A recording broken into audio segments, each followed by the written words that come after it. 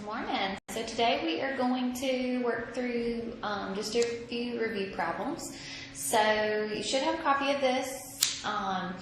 So make sure that you get it out and start working on it and then come back to me. If you get through, then start working on your homework, okay? So, but I do want you to try on your own to go through these few problems, okay? This is just kind of a review of all the proofs and a review of just congruent triangles, okay? So, hopefully you took some time to do that.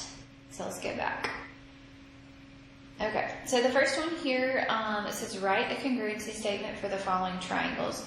Okay, so angle B is congruent to that angle D right there, okay? Angle C is congruent to this angle A right here, yes? And each part is going to be congruent. So what I'm going to say now is that triangle ABC, okay, so triangle ABC, so where's the 3, is going to be congruent to C, D, and A.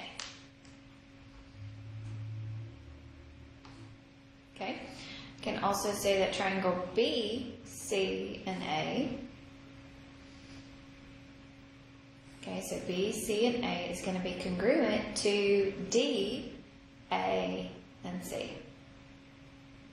So remember, it has to be the corresponding parts have to be in the same spot of your triangle when you do your congruency statements, okay? The other way you could say it, just so it doesn't really matter which one you start with. So you can say what? C, B, and A, or you could say C, A, and B, but we'll say C, B, and A. So C, B, and A is going to be congruent. So if I started with the 2, so down here, it would be A, right? So C, B, so it'd be A, D, and C. Okay. So if these two triangles are congruent, so J, K, and L, so JK, okay, KL would be my second, and then the LJ is going to be congruent to QR, so QRS, so QRS, so here's my second one, and then here, my QS there will be my third, okay? I always mess that up. I forget to write one more. Okay, so 3 right there, sorry. Okay, so find each missing value. So here is 3x minus 1. So those two sides are going to be congruent right there. So that means that 3x minus 1 is going to be equal to a 14. So that would be 3x is equal to a 15. So x is going to be equal to a 5. Okay, this angle here, so I guess I could have also done the angles as well. But angle, this is 4z plus 3. Okay, is going to be equal to what? So now I've got to figure that out.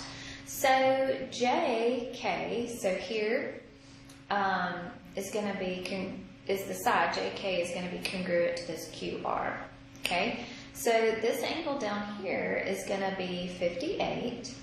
So this angle R is going to be the same thing as my 4z plus 3. Well, how do I find that? So I'm going to have to say 180 minus 58 minus 87, which is going to give me a 35.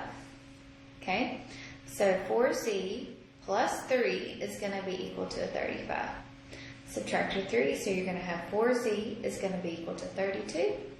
So z is going to be equal to an 8. Okay. All right, then the side here, so y plus 10 is going to be equal to that 27. So y is going to be equal to a 17.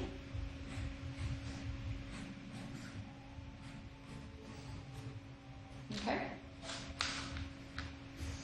All right, let's look here. So state that the triangles can be proved congruent by side, side, side, or side, angle, side. Okay, then write a congruency statement.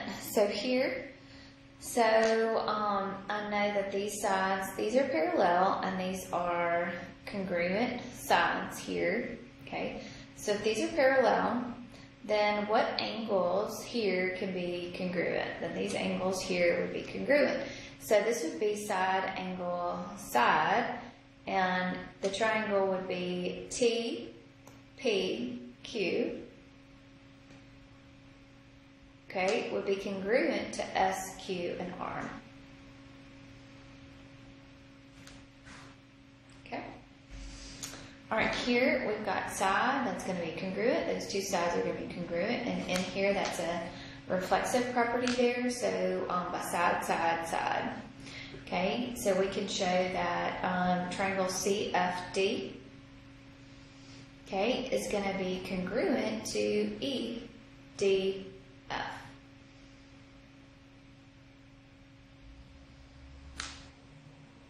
Okay. All right, so let's look here. So let's try to do this one. So it says YZ bisects UV and XW. So YZ bisects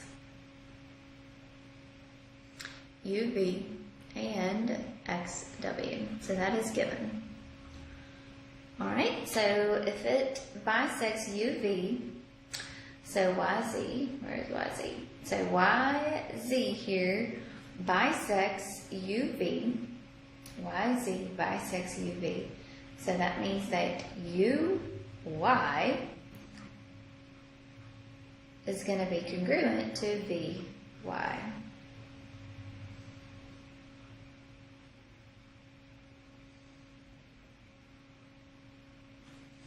Okay, and it's also going to bisect XW here.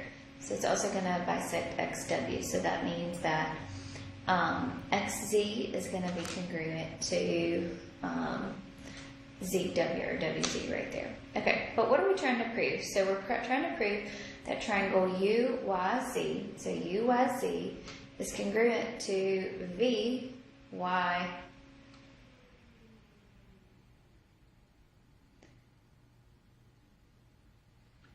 UYZ is congruent to VY, VYW. Okay, I think this is supposed to be a Z right here. Sorry. Okay. So UZ is going to be congruent to VZ right there. So that's going to be given. So UZ is going to be congruent to VZ. That is given. Let's do this. Let's make it 30 there just so that we know. Okay. All right. So they share the side right here. I'll do it 4 on there. So they share that side. So now I'm going to be able to, yeah. Sorry, that should have been a Z. I was real confused there. All right, so that means that YZ is going to be congruent to YZ here. That is the reflexive property. So by side, side, side, these triangles are going to be congruent. So triangle UYZ is going to be congruent to VYZ. Okay. Good up. All right. So let's look here. So this one is a side angle side. Okay. So given that GH is parallel, so GH is parallel to IJ. So GH is parallel to IJ. That is given. And GH is congruent to IJ, so they're also congruent. So GH is congruent to IJ. Prove that GHJ is congruent to IJ and H there. Okay, so if they're parallel, then that means what? that these angles inside here are going to be congruent. So angle GHJ, so GHJ is going to be congruent to IJH.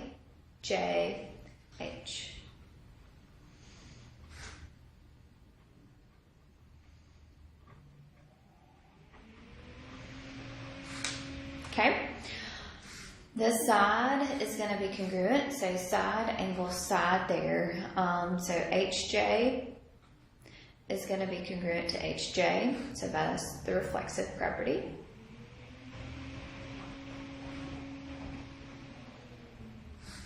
Okay, so now by side, angle, side, those triangles now are going to be congruent. So triangle GHJ is going to be congruent to triangle IJ and H. Okay. All right, so let's skip on over to the angle side, angle 1. Okay, so we have PQ is going to be parallel to ST. So PQ is parallel to ST, so that is given. R is the midpoint, so R is midpoint of PT. Okay, so R is the midpoint of PT. So what does that mean? That those are congruent. Okay, so R is the midpoint, so that means that PR is going to be congruent to TR.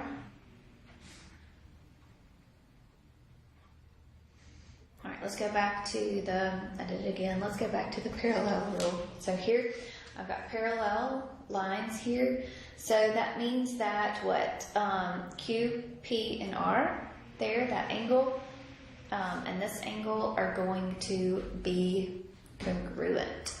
Okay, so angle Q, P, and R is going to be congruent to angle ST and R. And that's alternate interior angles.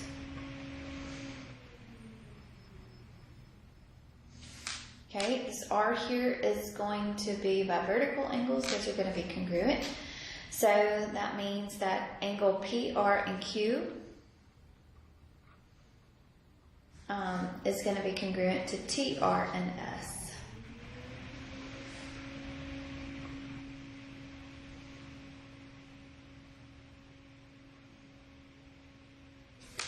Okay, so what is that? Angle, side, angle. So by angle, side, angle, then the triangle P, Q, and R is going to be congruent to T, S, and R.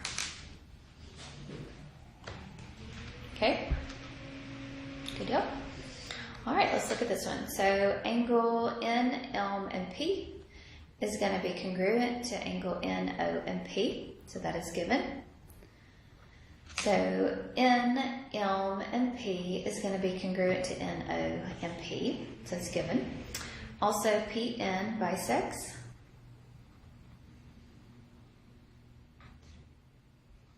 angle M, N, and O. So that's also given. So if PN bisects angle M, N, and O, then that makes these angles congruent there. So that makes angle M, N, P congruent to angle O, N,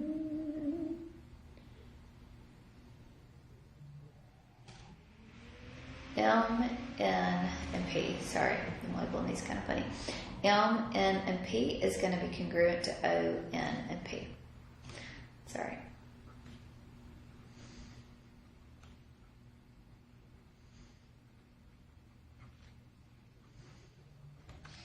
Okay.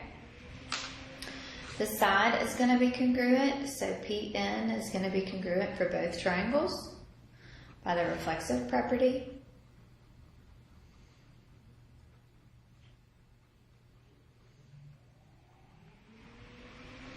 Okay, so what do I have? An angle, angle, side. So by angle, angle, side, these two triangles are going to be congruent. So triangle M, N, and P is going to be congruent to O, N, and P. Well, if you could have read any of that when I was writing it, I apologize. I'm sorry.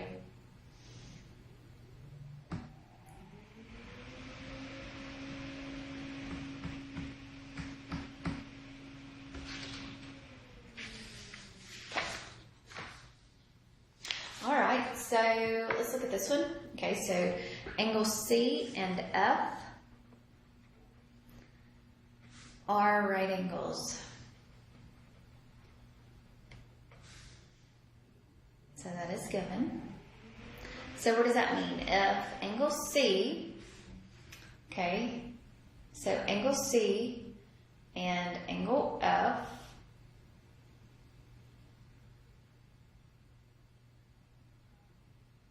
are right angles. Okay, so then that means that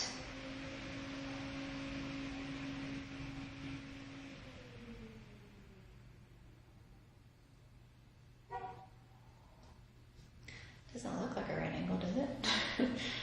Okay, so if angle C and angle F are right angles, okay, and D, let's see this, D is the midpoint of CF. D is the midpoint of CF.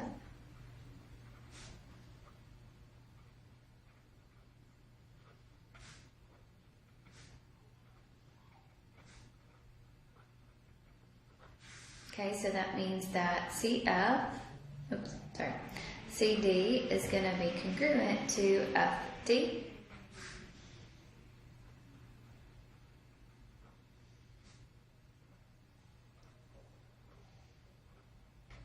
Okay, so BC is going to be congruent to ED. So BC is going to be congruent to ED. Okay, yeah, I think that they meant to say angle D right here. That's where I was trying to go through all of it. Okay. So BC is going to be congruent to ED there. So that is given. All right. So if D and, sorry, I changed that right there. So if angle D and angle F are right angles, then that means that these angles here are going to be 90 degrees. So angle D and angle F are 90 degrees, right?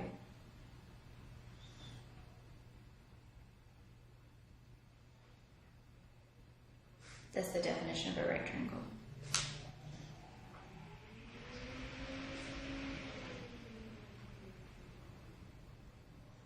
Okay, so if those are right angles inside there, so now the triangles are going to be congruent because the side across from the hypotenuse and one of my legs are going to be congruent here. So that means that triangle B, C, and D is going to be congruent to triangle E, D, and F. Okay. All right, so let's look down here at this. Are we congruent? So can we determine anything congruency here? So let's look at this first one. So I have an angle. I know that this side is congruent. So yes, I can determine that by angle, side. Side here, this would be congruent because they share that side. So that would be yes, side. I have angle, side. They share this side, right? But is that one of mine? Is it angle, side? No, there's no side, angle. So there I cannot prove that that triangle is congruent. Here I have a side, and these are vertical angles. So yes, so this would be side, angle, side. They share this leg here. This is a right angle. So the hypotenuses are congruent. So I can prove that by hypotenuse leg. Okay. So if these are parallel, these sides are congruent here. These are vertical angles, so those are going to be congruent. So also what these angles are going to be congruent, so you can prove this by angle, angle, side. Okay. All right, so let's do one more. And this is what we did yesterday, so it was just one step, remember, from what we did, just proving your triangle. So now I'm proving that a part of my triangle is congruent. So side AC is congruent to side DB. That is given. So AC is congruent to DB. Okay. So that's kind of weird to write, but AC is congruent to DB inside here. All right, and angle ACB is going to be congruent to angle DBC. So AC and B, so ACB is going to be congruent to DB and C.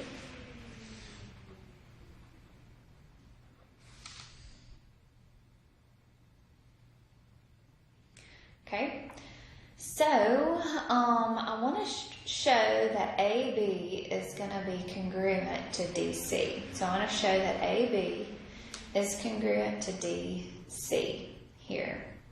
Okay, can I show that triangle A, C, and B is going to be congruent to triangle D, B, and C? So if I show that, then I can show that the parts are going to be congruent. So if to do that, what are they doing? They're both sharing this side BC here. Okay, so both have that BC. So by the reflexive property, those are going to be congruent.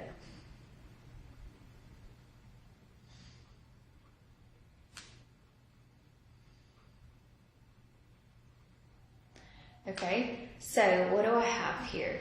So I have an angle, or I have a side, angle, side, side, angle, side, and I also have a side, angle, side here. So by side, angle, side, these triangles, it's kind of hard because they're kind of together. So triangle ACB is going to be congruent to triangle DBC. So that means that side AB is going to be congruent to side DC. Okay? All right. So that was hopefully a quick review, but that was kind of everything that we've done up to this point. So tomorrow we'll have our quiz, and then we'll start reviewing for your test. Okay? If you have any questions, please let me know. Have a good day.